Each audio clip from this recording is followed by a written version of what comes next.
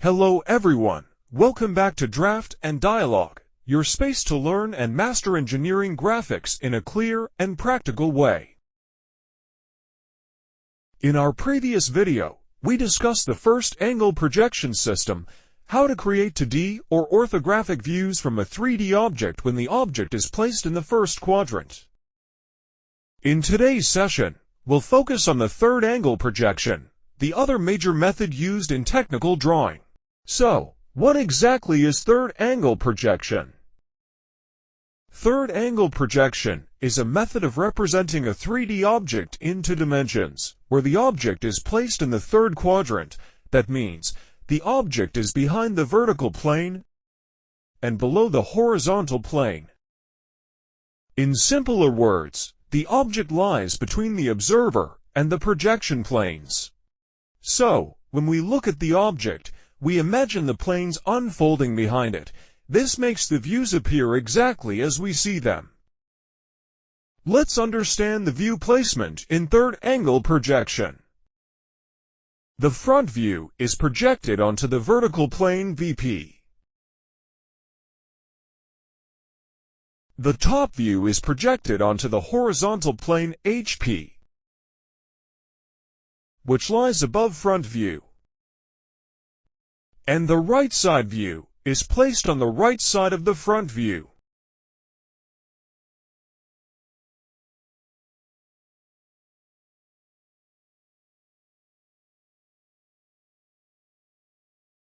Now, let's take a simple 3D isometric object, say a block with a cut or a step, and create its orthographic projections using the third angle system.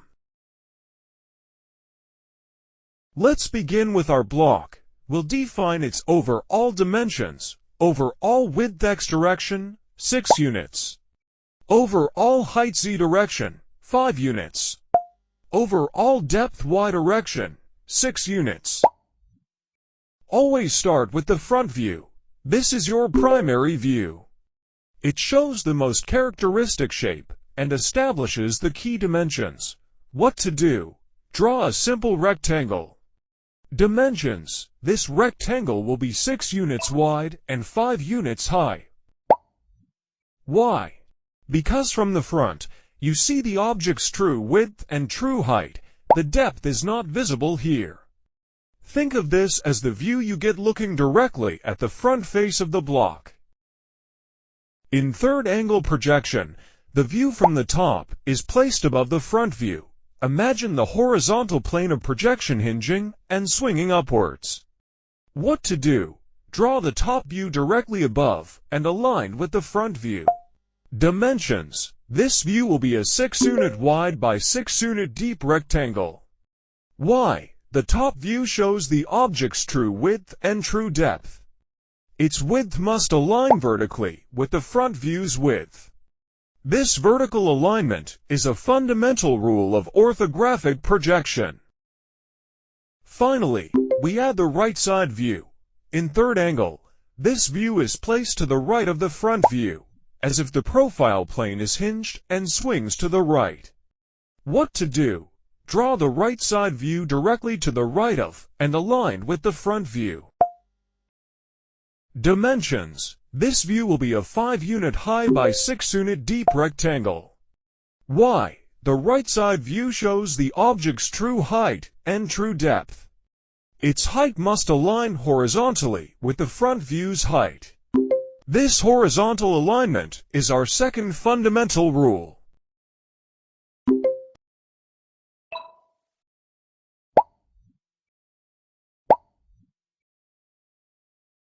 Alright, let's begin constructing our front view. Remember our mantra: front view shows width and height. We start here because this view gives us our most important control dimensions. Now, I want you to visualize this. We're looking directly along the y-axis, straight at the front face of our object. Since we're looking straight on, what can we not see? That's right, the depth, the y-axis dimension. Depth information is hidden from us in this view. Our task is not to draw what we imagine is inside, but to faithfully represent every single edge and line that is visible from this front vantage point. So, the command is this: bring to the front all the lines you can see, gaining new lines that define its features. As you do this, it will begin to take shape.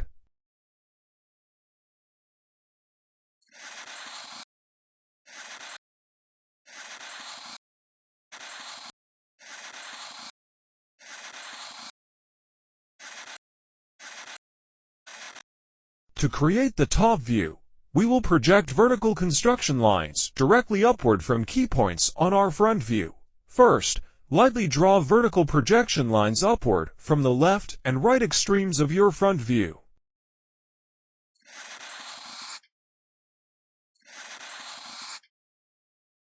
This will give you the overall 6-unit width of your top view, perfectly aligned. Now, let's clarify a crucial concept that often causes confusion. In the front view, a vertical line represents a change in height z-axis. It's the edge of a surface you see from the front. When we project that same line vertically upward to the top view, that very same edge now appears as a line showing a change in depth y-axis. Think of it like this: you are looking at the same corner of the object, but from two different directions. From the front, you see its height. From above, you see its depth. The projection line connects these two views of the same feature. Now, measure 6 units along these lines from the front view to define the overall depth of the top view square. Draw the back line to complete the 6 by 6 square.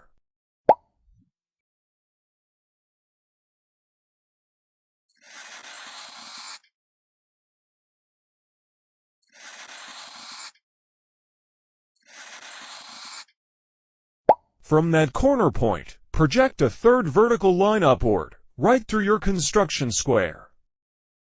Based on the dimensions you described, this will form a 2-unit by 1-unit rectangle in the top right corner, which corresponds to the back right of the object.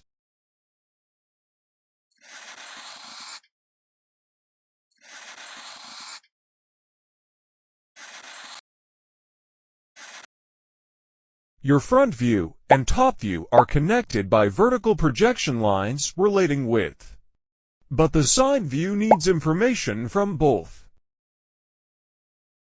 There's no direct horizontal line we can draw between the top and side view because they are separated on the page. So, how do we transfer the depth dimension accurately? The solution: the 45-meter line, a transfer bridge. The 45 line acts as a geometric bridge. From horizontal line from top view, draw a horizontal projector to the right until it hits the 45-meter line. At the miter line, when a horizontal line hits a 45 line, it makes a perfect turn. Think of the miter line as a mirror. The horizontal line reflects and becomes a vertical line heading downward. This line now carries the exact depth coordinate from the top view.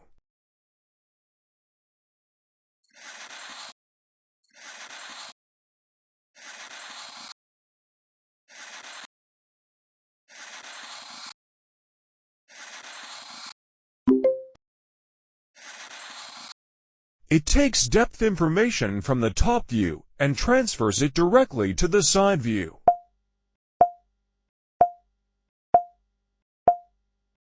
Its height comes from the front view.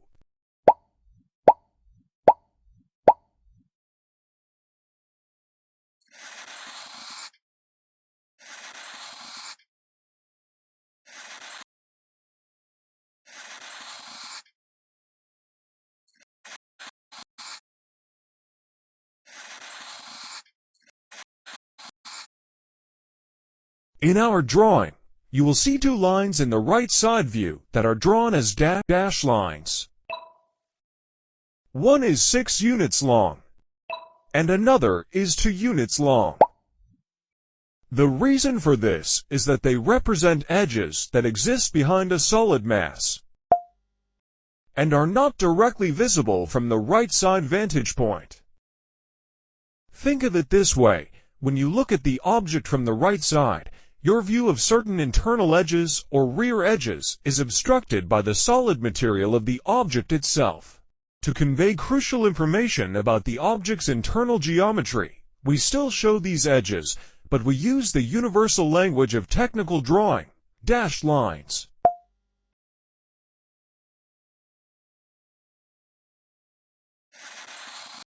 This is the fundamental language of technical drawing, and mastering it is your first step towards creating professional engineering documentation. If this breakdown was helpful, please give the video a thumbs up and subscribe for more tutorials. Let me know in the comments what other drawing concepts you'd like me to explore next. Thanks for watching, and keep drafting.